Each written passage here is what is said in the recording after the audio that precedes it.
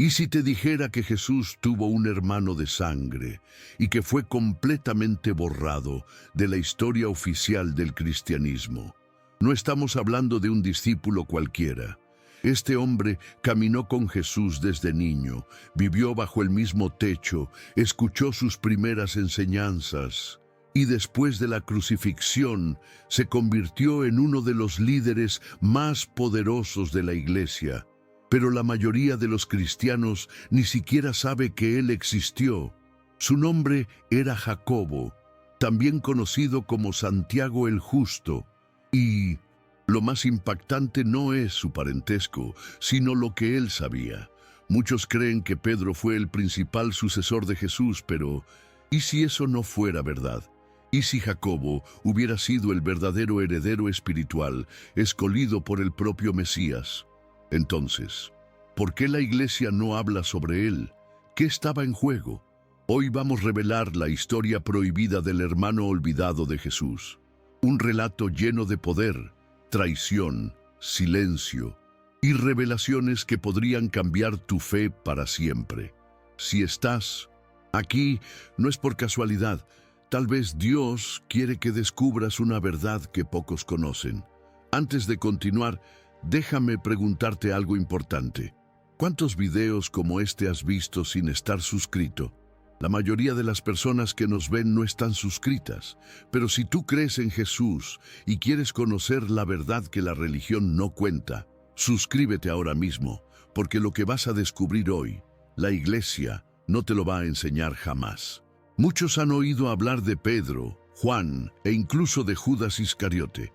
Pero hay un nombre que se repite silenciosamente en las Escrituras, sin hacer mucho ruido, aunque esconde uno de los mayores misterios del cristianismo: Jacobo, también conocido como Santiago el Justo.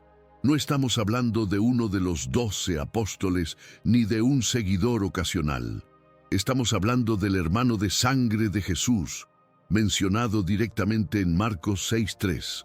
Donde la gente del pueblo se pregunta, ¿no es este el carpintero, el hijo de María, hermano de Jacobo, de José, de Judas y de Simón? La Biblia lo dice sin rodeos. Jesús tenía hermanos, y Jacobo estaba entre ellos. Pero ¿por qué este personaje desaparece de la narrativa tradicional? ¿Por qué no se le menciona con más fuerza si estuvo tan cerca de Jesús desde el principio? Algo no encaja. Y eso es exactamente lo que hoy vamos a desenterrar. Durante años, los teólogos han debatido sobre si hermanos significa parientes cercanos, primos o literalmente hermanos de sangre. Pero si seguimos el contexto del Nuevo Testamento y los escritos históricos de autores como Flavio Josefo, todo apunta a que Jacobo era realmente hijo de María y por lo tanto hermano biológico de Jesús. Esto rompe completamente con la idea promovida por siglos de que María permaneció virgen para siempre. Y aquí comienza el conflicto, porque si la iglesia reconociera oficialmente a Jacobo como hermano de sangre de Cristo, toda una estructura teológica se tambalearía. El dogma de la virginidad perpetua, la idea de una familia espiritual sin vínculos carnales, se rompería. Y eso explica por qué Jacobo fue progresivamente silenciado, ignorado y finalmente borrado de la memoria colectiva de millones de cristianos. Lo más extraño es que, a pesar del silencio institucional, Jacobo sí aparece en momentos clave del Nuevo Testamento. En Hechos 15, por ejemplo, se le muestra como una figura de autoridad en el Concilio de Jerusalén. No era Pedro el que tomaba la última palabra, sino Jacobo. Él presidía las decisiones, él hablaba como líder, él representaba la voz final entre los creyentes judíos y gentiles. ¿Cómo pudo haber alcanzado tanto poder alguien que, según los evangelios, no formaba parte de los 12 apóstoles? Precisamente porque no era uno más. Era el hermano del Maestro, el que conocía su vida, su infancia, sus secretos, y ese conocimiento íntimo, casi sagrado, lo convertía en una figura incómoda para el nuevo cristianismo romano que se estaba gestando. No podían permitir que el liderazgo quedara en manos de un pariente de sangre. Eso sería demasiado humano, demasiado real. Y aquí es donde entra la parte más intrigante. Varios escritos apócrifos y textos antiguos que no fueron incluidos en la Biblia, como el Evangelio de los Hebreos y los reconocimientos clementinos, retratan a Jacobo como el verdadero sucesor de Jesús. Algunos incluso afirman que Jesús, antes de morir, le confió secretos que no reveló a ningún otro discípulo. Otros dicen que Jacobo era tan respetado por su santidad que incluso sus enemigos lo llamaban el justo. Se dice que vivía en oración constante, que no bebía vino, que no comía carne, que su vida era un testimonio viviente del mensaje de Cristo. ¿Y por qué una figura tan santa sería omitida de la enseñanza oficial? Porque su existencia derrumba narrativas, su cercanía con Jesús rompe con el mito, y su legado desafía el control que la Iglesia estableció siglos después. En lugar de celebrarlo, se le fue relegando a las sombras. Apenas se le menciona en las homilías, rara vez aparece en imágenes religiosas.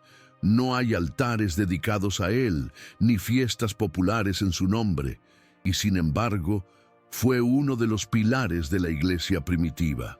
Alguien que vivió cada palabra de Jesús no como un espectador, sino como hermano.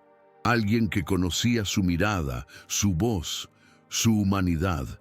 Es como si la historia hubiera querido enterrarlo, taparlo, silenciarlo, porque su existencia nos obliga a ver a Jesús no solo como hijo de Dios, sino también como hijo de una familia. Y en esa humanidad, quizás, reside una de las verdades más poderosas y más ocultas de toda la fe cristiana. Una de las preguntas más polémicas y evitadas dentro del cristianismo tradicional es esta: ¿Jesús realmente tuvo hermanos de sangre? Aunque la Biblia parece ser clara en algunos pasajes, la mayoría de las doctrinas han preferido espiritualizar esa verdad o reinterpretarla para no tocar en un tema delicado: la virginidad perpetua de María. Pero si abrimos los ojos y leemos con honestidad, la Escritura no deja mucho espacio para dudas. En Mateo 13:55 leemos: ¿No es este el hijo del carpintero? ¿No se llama su madre María y sus hermanos Jacobo, José, Simón y Judas? El texto es directo. El lenguaje utilizado en griego, adelphos, indica hermanos del mismo vientre, no primos ni parientes lejanos. ¿Por qué entonces tanta resistencia en aceptar lo que parece evidente? La respuesta está en siglos de construcción dogmática. Desde los primeros concilios se estableció que María debía ser vista como la siempre virgen, no solo antes del nacimiento de Jesús, sino también después. Afirmar que tuvo otros hijos sería, según esta visión, una falta de reverencia. Pero esa reverencia no puede estar por encima de la verdad bíblica. Si Dios quiso que Jesús naciera en una familia, con hermanos, con una madre humana y con vínculos reales, ¿quiénes somos nosotros para negar esa realidad? Jacobo fue uno de esos hermanos, no un símbolo, no una figura literaria, sino una persona de carne y hueso que creció al lado de Cristo. Y aceptar eso no debilita nuestra fe, al contrario, la fortalece. Imagínalo por un momento: Jesús compartiendo la mesa con Jacobo, trabajando con él en el taller de carpintería, hablando de sueños, de fe, de la voluntad de Dios. ¿Cómo sería crecer sabiendo que tu hermano mayor es el Mesías? ¿Y cómo sería para Jesús convivir con alguien que después lideraría su iglesia en Jerusalén? Esta relación cercana no es un detalle irrelevante, es parte esencial del misterio de la encarnación. Jesús no vino como un espíritu flotante, vino en cuerpo, en sangre, en familia. Y Jacobo fue testigo de su vida antes del ministerio, antes de los milagros, antes del bautismo. Su testimonio es más profundo que el de muchos apóstoles, porque lo conoció en la intimidad del hogar, no solo en las multitudes. Además, el hecho de que Jacobo no fuera parte de los 12 apóstoles desde el inicio, pero sí asumiera el liderazgo de la iglesia más adelante, refuerza su autenticidad. No era alguien buscando protagonismo, no fue escogido por marketing espiritual ni por carisma público. Fue reconocido por su vida, por su justicia, por su conexión directa con Jesús. Incluso Pablo, en Gálatas 1:19, dice claramente: «No vi a ningún otro de los apóstoles, sino a Jacobo, el hermano del Señor». Pablo lo llama así, hermano del Señor. ¿Qué más se necesita?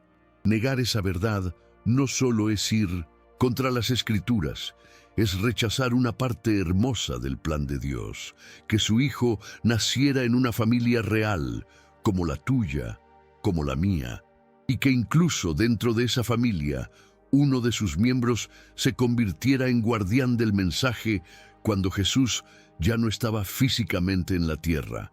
Jacobo no fue un accidente, fue parte del propósito, y su sangre compartida con el Salvador es la llave que abre muchas verdades que aún permanecen cerradas para millones de creyentes. Durante siglos, la narrativa oficial ha colocado a Pedro como el gran líder de la iglesia primitiva, el primer papa, el portador de las llaves del reino, el sucesor visible de Cristo en la tierra. Pero cuando uno lee los escritos del Nuevo Testamento sin filtros institucionales, surge una figura que parece tener aún más autoridad espiritual y organizativa: Jacobo, el hermano del Señor. Y esto abre la puerta a una verdad incómoda. Hubo un conflicto de liderazgo entre Pedro y Jacobo, uno que fue suavizado o incluso borrado de la historia religiosa para mantener una línea clara de poder hacia Roma. Pero la realidad fue mucho más compleja, y esa tensión nos revela que la lucha por el control de la fe comenzó mucho antes de lo que imaginamos. En el Concilio de Jerusalén, Hechos 15, los apóstoles se reunieron para resolver una de las primeras grandes crisis del cristianismo. Los gentiles debían seguir la ley judía para ser salvos. Pedro habló, Pablo también, pero fue Jacobo quien dictó la decisión final. El versículo 19 dice: «Por lo cual yo juzgo que no se inquiete a los gentiles que se convierten a Dios». Esa frase, aparentemente simple, muestra quién tenía la palabra decisiva. No fue Pedro, fue Jacobo, y no fue una intervención casual. Era un reconocimiento tácito de que él era el líder real de la comunidad de creyentes en Jerusalén. ¿Por qué entonces se le dio tan poca visibilidad en la tradición posterior? La razón puede estar en el proceso de consolidación del poder eclesiástico. Roma necesitaba una figura que pudiera simbolizar autoridad universal.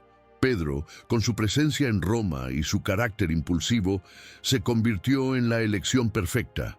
Jacobo, por otro lado, era demasiado judío, demasiado incómodo, demasiado cercano a Jesús. Su liderazgo estaba enraizado en la comunidad original, no en el aparato que se expandía hacia el imperio. Y eso generó una fricción inevitable. Aunque no se mencione de forma explícita, los estudiosos del cristianismo primitivo reconocen que Jacobo y Pedro representaban dos visiones distintas, una centrada en la fidelidad a las raíces hebreas y otra más abierta a la romanización del mensaje. Este conflicto se hizo más evidente con el tiempo. Pablo, que tuvo fuertes tensiones con Pedro por temas de hipocresía, Gálatas 2, 11, 14, nunca confrontó a Jacobo de la misma forma. Al contrario, lo respetaba profundamente. En varias cartas, Pablo se refiere a Jacobo como columna de la iglesia, Gálatas 2:9. Eso indica que Jacobo no era solo una figura simbólica, sino una verdadera autoridad espiritual, reconocida incluso por aquellos que no siempre coincidían con él. ¿Y por qué se borró esa autoridad? porque reconocer a Jacobo como líder era aceptar que la iglesia no nació en Roma, sino en Jerusalén. No nació con Pedro, sino con un hermano de Jesús que vivía en santidad y que fue deliberadamente silenciado. Este conflicto no se resolvió con diálogo, se resolvió con omisión. Mientras la figura de Pedro fue creciendo en la liturgia, Jacobo fue desapareciendo. No se le celebró, no se le canonizó con la misma fuerza, no se le dio un lugar en la historia, pero su influencia sigue latente, como una verdad incómoda que amenaza la narrativa centralizada. Y esa verdad es esta: el liderazgo de la iglesia primitiva no fue una línea recta hacia Roma, fue una lucha de visiones, de espiritualidad, de sangre y de poder. Una lucha que aún resuena en el silencio de los altares. Cuando Jesús fue crucificado, el mundo de sus discípulos se vino abajo. Muchos huyeron, otros negaron conocerle, y la confusión reinó entre los creyentes. Pero en medio del caos hubo una figura que se mantuvo firme, silenciosa, pero presente: Jacobo, el hermano del Señor. No fue parte de los 12 durante el ministerio público de Jesús, pero tras su resurrección, algo cambió radicalmente. Según 1 Corintios 15:7, Jesús resucitado se apareció específicamente a Jacobo. ¿Por qué a él? ¿Por qué dedicar una aparición personal a alguien que ni siquiera era considerado apóstol por muchos? La respuesta es poderosa, porque Jacobo fue elegido como el heredero espiritual del mensaje, el guardián de la fe dentro de la comunidad original en Jerusalén. Después de la ascensión, mientras los discípulos se dispersaban, fue Jacobo quien asumió el liderazgo en la ciudad santa. Era respetado no solo por los seguidores de Jesús, sino también por muchos judíos religiosos que lo llamaban el justo por su vida consagrada. Según fuentes como Eusebio de Cesarea y Hegesipo, Jacobo vivía como un nazareo, no bebía vino, no comía carne, vestía túnicas sencillas y pasaba horas de rodillas orando en el templo. Era visto como un hombre santo, incluso por aquellos que no aceptaban a Jesús como el Mesías. Y esa reputación fue lo que le permitió ser el puente entre el judaísmo y el cristianismo naciente, una función que ningún otro discípulo desempeñó con tanta autoridad. Jacobo no buscaba fama, no predicaba fuera de Jerusalén, no fundó iglesias en otras tierras, pero desde su posición en la ciudad santa, tomaba decisiones cruciales para la supervivencia de la fe. Fue él quien propuso las condiciones mínimas para los gentiles convertidos, protegiendo la unidad entre los cristianos de origen judío y los nuevos creyentes venidos de otras culturas. Su enfoque era inclusivo pero fiel a las raíces. No permitía que se destruyeran las enseñanzas de la ley, pero tampoco que se impusieran como obstáculos a la gracia.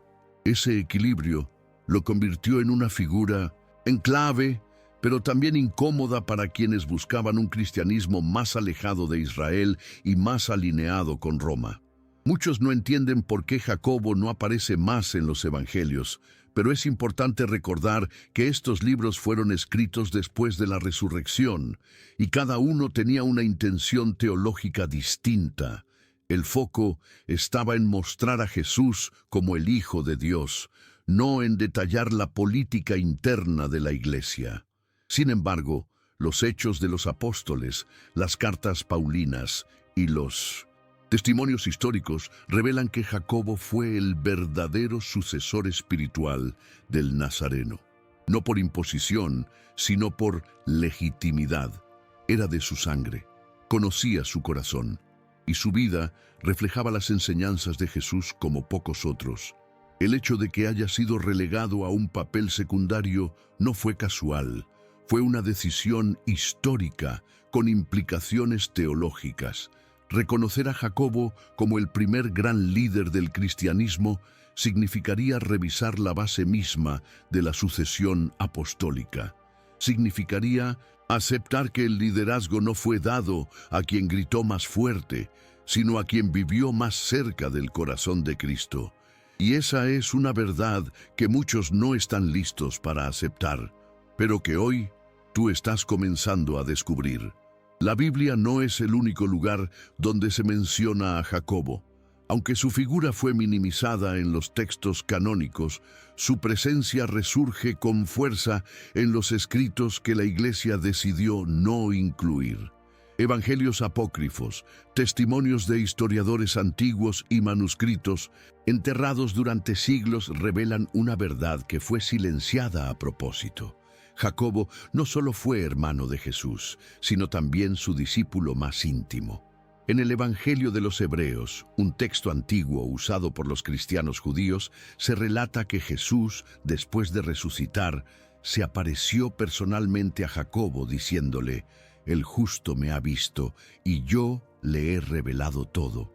Esta revelación directa indica que Jacobo recibió enseñanzas exclusivas, conocimientos espirituales que no compartió con los demás. Otro texto clave es el llamado Evangelio de Tomás, donde algunos pasajes hacen referencia a Jacobo como el primero que recibiría la guía después de la partida de Jesús. Aunque estos textos no fueron aceptados oficialmente, muchos cristianos primitivos los leían y respetaban, lo que demuestra que existía una corriente fuerte que veía a Jacobo como el centro espiritual del nuevo movimiento.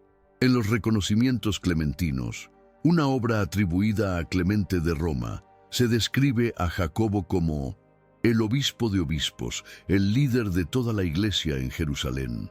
Su autoridad era tal que incluso Pedro le rendía cuentas. Esto choca con la narrativa oficial que coloca a Pedro como cabeza universal, y por eso estos textos fueron marginados. Además de los escritos cristianos, tenemos la voz de la historia secular. El historiador judío Flavio Josefo, en su obra Antigüedades Judías, libro 20, capítulo 9, menciona a Jacobo como el hermano de Jesús, llamado el Cristo, y relata su martirio a manos del sumo sacerdote Ananías. Este es uno de los pocos registros extrabíblicos contemporáneos que confirma la existencia histórica tanto de Jesús como de Jacobo. ¿Y qué hace la Iglesia con este testimonio? Lo reconoce, pero lo mantiene en los márgenes, como una nota de pie de página, porque abrir esa puerta implica también aceptar la autoridad espiritual de un hombre que fue silenciado por no encajar en la narrativa imperial. En los textos gnósticos encontrados en Nag Hammadi, como el primer Apocalipsis de Santiago, Jesús se dirige a Jacobo como mi hermano y le dice que él será quien revele los secretos del reino a los elegidos. Aquí, Jacobo no es solo un familiar, es un canal divino de sabiduría. Estos escritos, aunque simbólicos, nos muestran cómo muchas comunidades antiguas consideraban a Jacobo como el heredero místico y legítimo del mensaje de Cristo. Su papel no era político ni jerárquico, sino espiritual, profundo, enraizado en la esencia de la verdad divina. Y esa profundidad era precisamente lo que lo hacía tan peligroso para las estructuras que querían controlar la fe desde afuera. Todo esto nos lleva a una conclusión inevitable. La historia de Jacobo fue manipulada, censurada y enterrada. No porque fuera irrelevante, sino porque era demasiado relevante. Su cercanía con Jesús, su santidad de vida, su liderazgo innegable y su conocimiento exclusivo de las enseñanzas del Maestro lo convertían en una figura imposible de controlar. Por eso fue borrado, por eso fue olvidado. Pero hoy, a través de estos textos perdidos, su voz vuelve a resonar, llamando a quienes tienen oídos espirituales para oír lo que la historia intentó callar. Si Jacobo fue tan importante, tan justo, tan cercano a Jesús, ¿por qué su nombre no aparece en cada templo, en cada altar, en cada sermón? ¿Por qué la mayoría de los cristianos nunca ha escuchado un mensaje completo sobre él? La respuesta, aunque incómoda, es clara, porque su historia representaba una amenaza directa para la estructura de poder que se estaba construyendo. Jacobo no fue una figura conveniente para el cristianismo romano. Su presencia desafiaba dogmas establecidos, cuestionaba narrativas dominantes y recordaba al mundo que el corazón de la fe no estaba en Roma sino en Jerusalén, en una familia judía, en un linaje incómodo para quienes querían despojar al cristianismo de sus raíces hebreas. Desde el siglo IV, con la consolidación de la Iglesia como institución imperial, se volvió necesario establecer una línea de sucesión clara, indiscutible y políticamente estable. Pedro fue la figura elegida, un apóstol impulsivo, transformado por la gracia, mártir en Roma. Era el símbolo perfecto para unificar poder espiritual y político. Jacobo, por otro lado, no encajaba en ese esquema. Era demasiado judío, demasiado austero, demasiado puro. Su vida no podía ser usada como modelo de autoridad institucional. Por eso se le relegó a las sombras. Su nombre apenas aparece en la liturgia. Sus escritos se perdieron o fueron descartados. Su figura fue reducida a una nota histórica, cuando en realidad fue uno de los cimientos verdaderos de la iglesia primitiva. El silencio impuesto sobre Jacobo también tenía un propósito teológico. Si se aceptara públicamente que Jesús tuvo hermanos de sangre, toda la doctrina sobre la virginidad perpetua de María se vería cuestionada, y con ello muchas otras creencias construidas en cadena. Además, reconocer a Jacobo como líder natural del cristianismo naciente sería admitir que la autoridad no se transmitió a través de una elección divina visible, sino a través de vínculos de sangre, santidad de vida y profunda intimidad espiritual con el Mesías. Eso habría cambiado el mapa del cristianismo, habría descentralizado el poder y habría devuelto el corazón de la fe a Jerusalén, lejos del Vaticano. Lo más inquietante es que este silencio no fue casual ni accidental. Fue una omisión calculada. A lo largo de los siglos, muchos teólogos, historiadores e incluso santos han hecho referencia a Jacobo, pero siempre de forma breve, secundaria, casi como pidiendo permiso para mencionarlo. Es como si hubiera un acuerdo tácito. Sí, existió, pero no hablemos mucho de él. Esta estrategia de invisibilización fue más efectiva que una condena. Porque mientras Judas fue condenado y rechazado abiertamente, Jacobo simplemente fue olvidado. Y en el olvido, su figura perdió el poder que un día tuvo. Pero Dios no olvida. La verdad no puede ser enterrada para siempre. Hoy, mientras más personas buscan respuestas fuera de las estructuras religiosas tradicionales, el nombre de Jacobo comienza a resurgir. Su historia, silenciada durante siglos, está siendo redescubierta, y con ella también renace una pregunta fundamental. ¿Qué otras verdades han sido ocultadas en nombre del control religioso? El silencio sobre Jacobo es solo una señal de que hay mucho más bajo la superficie.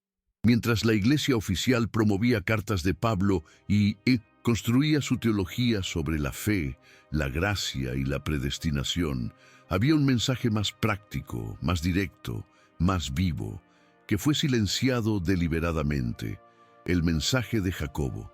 Su epístola, aunque incluida en el Nuevo Testamento, fue constantemente minimizada, cuestionada y hasta despreciada por grandes figuras como Martín Lutero, que la llamó una epístola de paja. ¿Por qué tanto rechazo?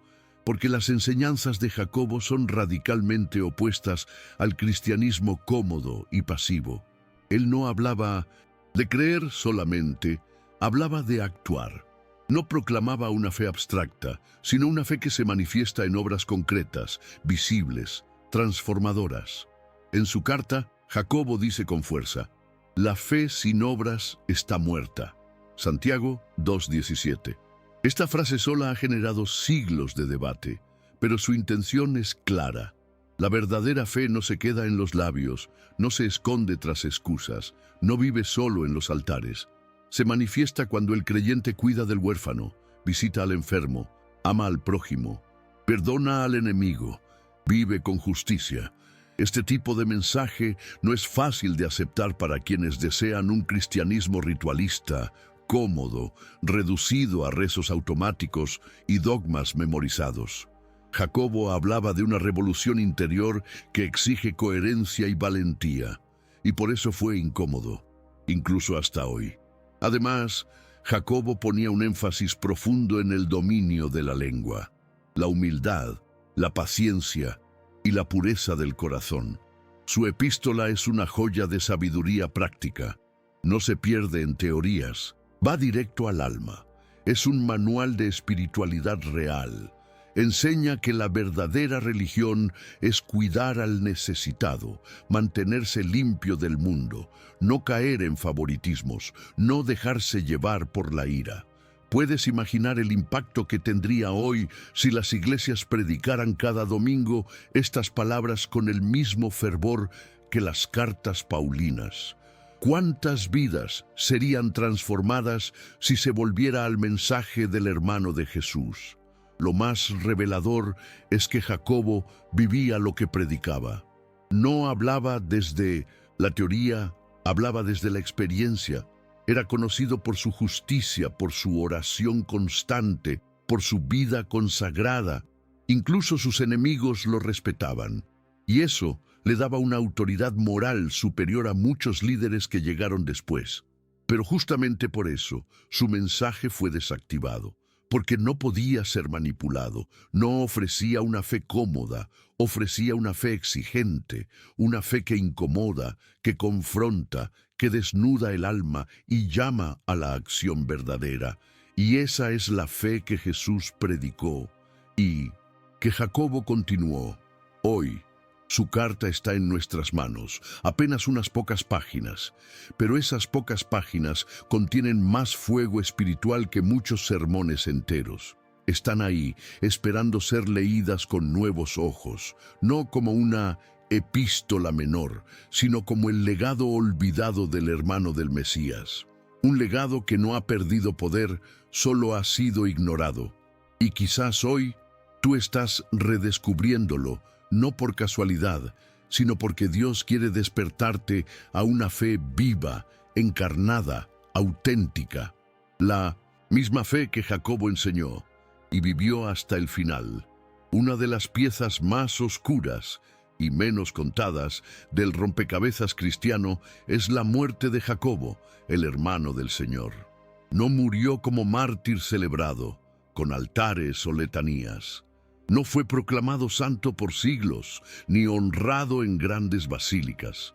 Su muerte fue silenciosa, incómoda, brutal y rápidamente olvidada. Y eso no fue casualidad. Fue consecuencia de su autoridad, de su pureza, de su cercanía con la verdad.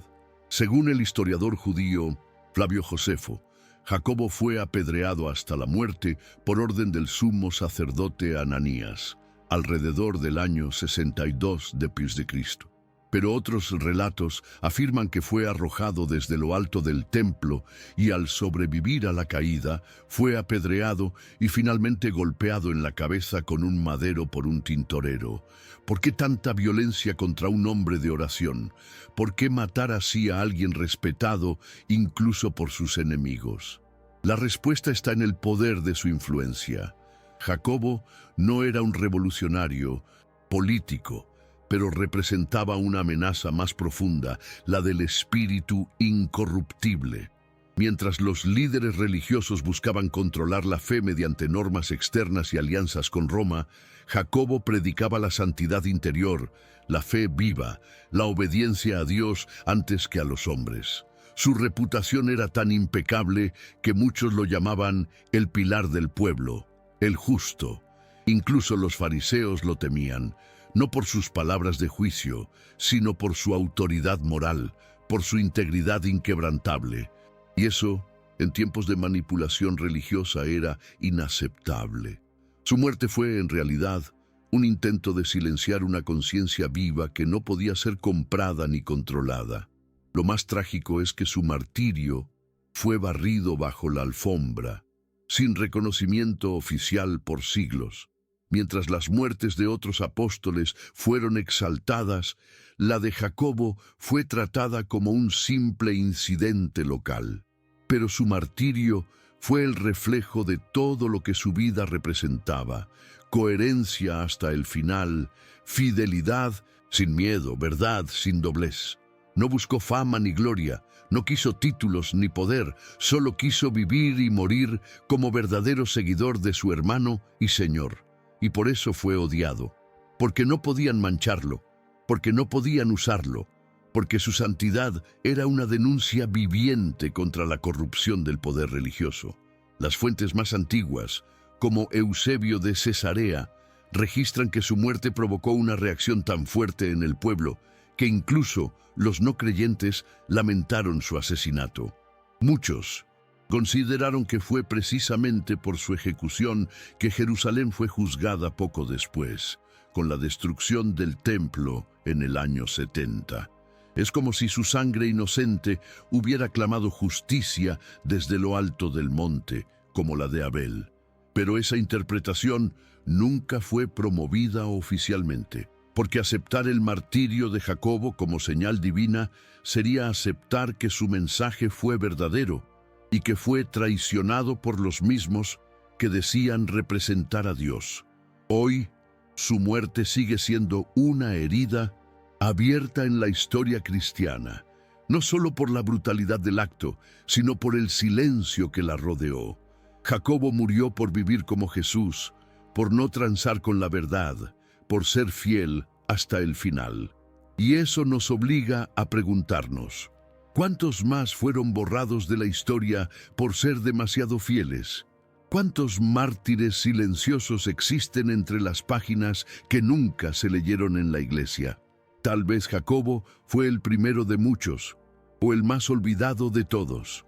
Entre todos los discípulos, Jacobo fue el único que creció bajo el mismo techo que Jesús. Compartieron mesa, juegos de infancia, silencios largos, momentos familiares, pero también revelaciones. Y aunque muchos piensan que la enseñanza de Jesús fue pública, abierta a todos, la verdad es que algunas cosas fueron reveladas solo en secreto y a muy pocos. Jacobo fue uno de esos pocos. En 1 Corintios 15:7, Pablo dice que el Cristo resucitado se apareció a Jacobo personalmente antes de ascender al cielo. ¿Qué ocurrió en ese encuentro? ¿Qué palabras le fueron confiadas? Ningún otro discípulo recibió un momento tan íntimo.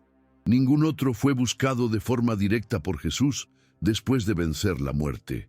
Ese detalle, ignorado por muchos, podría ser la clave de algo mucho más profundo. Los textos apócrifos y gnósticos antiguos insinúan que Jesús le transmitió a Jacobo enseñanzas especiales reservadas solo para él. En el primer Apocalipsis de Santiago, hallado en Nag Hammadi, Jesús se dirige a Jacobo como mi hermano y le revela conocimientos sobre los planos celestiales, las potestades espirituales y el destino del alma después de la muerte. En este texto, Jesús le dice: yo te he llamado mi hermano, aunque tú no lo eras según la carne, porque te he revelado todo lo que es oculto a los demás. Esas palabras sugieren que Jacobo no fue solo receptor de doctrina, sino heredero de un legado espiritual oculto, posiblemente demasiado profundo para ser revelado a las masas.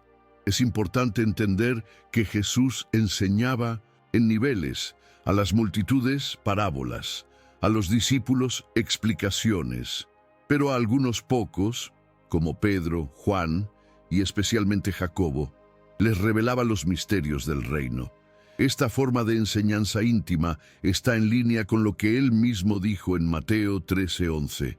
A ustedes se les ha concedido conocer los misterios del reino de los cielos, pero a ellos no. Jacobo, por su cercanía de sangre y santidad de vida, fue un canal especial para ese tipo de revelación. Y tal vez sea por eso que su figura fue silenciada, porque portaba una sabiduría que el poder institucional no podía controlar. Estas revelaciones no eran solo intelectuales, eran experiencias transformadoras. Según los textos antiguos, Jacobo alcanzó un nivel de espiritualidad tan alto que ya no temía a la muerte, ya no deseaba el reconocimiento del mundo, ya no vivía para los hombres. Su única meta era agradar al Padre, como Jesús lo había hecho. Es por eso que fue apodado el Justo, no solo por sus obras, sino porque conocía el corazón de Dios de una manera diferente. Ese conocimiento no venía de libros ni de discursos, venía de una transmisión directa, de espíritu a espíritu, de hermano a hermano.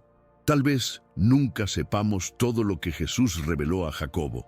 Tal vez parte de ese conocimiento se perdió en el tiempo, enterrado por los siglos y la censura. Pero una cosa es clara: Jacobo recibió algo que transformó completamente su vida. Pasó de ser un hermano escéptico a un líder imparable, de un hombre común a un testigo ferviente, de un simple familiar a uno de los santos más puros que ha pisado la tierra. Y si Jesús confió en él lo más sagrado, ¿no deberíamos nosotros también redescubrir su voz, su mensaje, su legado? Vivimos en una era de confusión espiritual. Las personas buscan respuestas, pero se pierden entre doctrinas contradictorias, religiones institucionalizadas y líderes que predican más sobre poder que sobre transformación interior. Y en medio de este caos, la figura de Jacobo, el hermano olvidado, de Jesús, resurge como un faro silencioso, no con grandes discursos ni milagros espectaculares. Su legado es un llamado a volver a lo esencial: la fe que se vive, la justicia que se practica, el amor que se demuestra.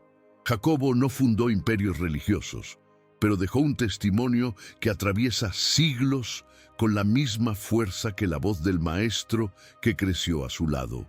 ¿Y si su mensaje era precisamente para nosotros, los que vivimos en los tiempos del fin? El mensaje de Jacobo no fue de espectáculo, fue de coherencia. No buscaba masas, buscaba verdad.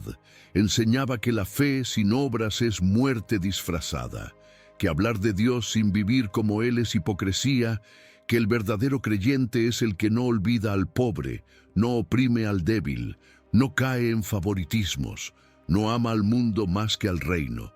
En un tiempo donde la religión a menudo se convierte en negocio, su carta resuena como una bofetada profética.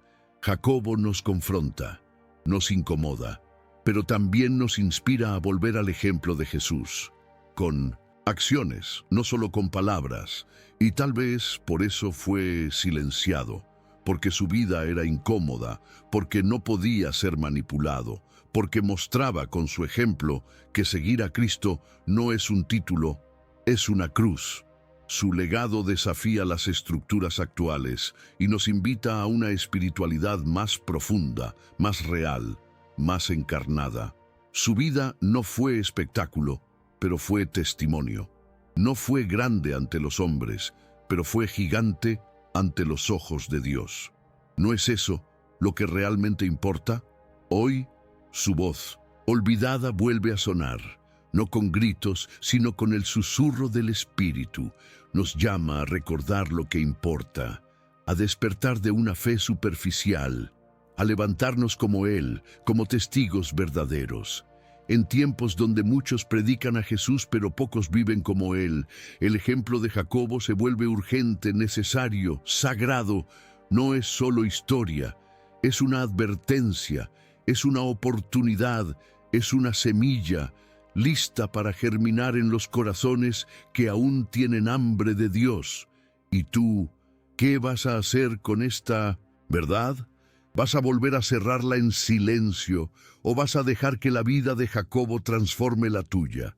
El hermano olvidado de Jesús no fue olvidado por el cielo, fue ocultado por los hombres, pero su legado no murió, solo estaba esperando a una generación que tuviera el valor de escucharlo. Ahora que conoces la historia prohibida del hermano de Jesús, te hago una pregunta directa.